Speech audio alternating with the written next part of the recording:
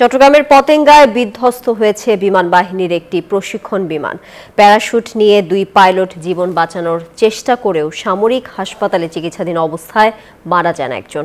আহত আরও একজনের চিকিৎসা চলছে। বিমানটির ধ্বংসাবশেষ উদ্ধারে কর্ণফুলী নদীতে বিমান বাহিনী, নৌবাহিনী ও ফায়ার সার্ভিসের অভিযান চলছে।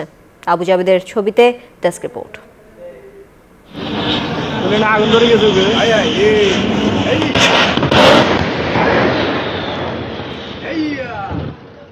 সকাল 10:30টার দিকে বিমান বাহিনীর এই প্রশিক্ষণ বিমানটি পতেঙ্গায় নৌবাহিনীর বোট ক্লাবের ওপর দিয়ে উড়ছিল।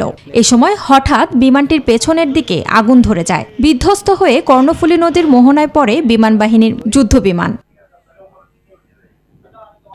দুর্ঘটনার সঙ্গে সঙ্গে প্যারাশুট নিয়ে নদীতে অবতরণ করেন দুই পাইলট। তাদের উদ্ধার করে সামরিক হাসপাতালে ভর্তি করা হয়। যদিও চিকিৎসাধীন অবস্থায় না ফেরার দেশে পাড়ি জমান এক পাইলট, আরেকজনও আছেন গুরুতর অবস্থায়। এদিক দিয়ে একটা টল দিল, আমি তো মনে করছি এখানে ভিতরে পড়ছে বিমানটা, আসলে দেখি না সাগরে ফেলাইছে। লাস্টে প্যারাশুট দিয়ে দুজন মানুষ দেখলাম উপর দিয়ে উঠলো, আবার নিচে নামলো। ওনারা প্যারাশুট নিয়ে নিচে নেমে তো ওনারা অনেক কষ্ট করছে, সাঁতার কাটছে। তো আমরা তিনটা বোট গিয়ে আমরা ওনাদেরকে উদ্ধার করে বোট ক্লাবের এখানে এনে দিলাম, এনে দিয়ে ওনারা হসপিটালে নিয়ে গেছে। একজন একটু শক্ত ছিল, উঠে দাঁড়াইছে এক বোটের মধ্যে, আরেকজন উঠছে আরেক বোটের মধ্যে, আরেকটা সাইডে পাশে এমনি হেল্প করছে।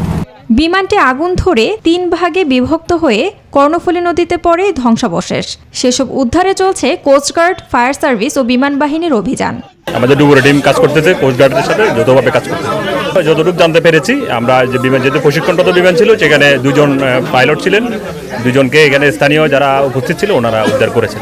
কিন্তু প্রশিক্ষণের সময় কেন এমন দুর্ঘটনা তা তদন্ত করছে বিমান বাহিনী। Desk report, news 24।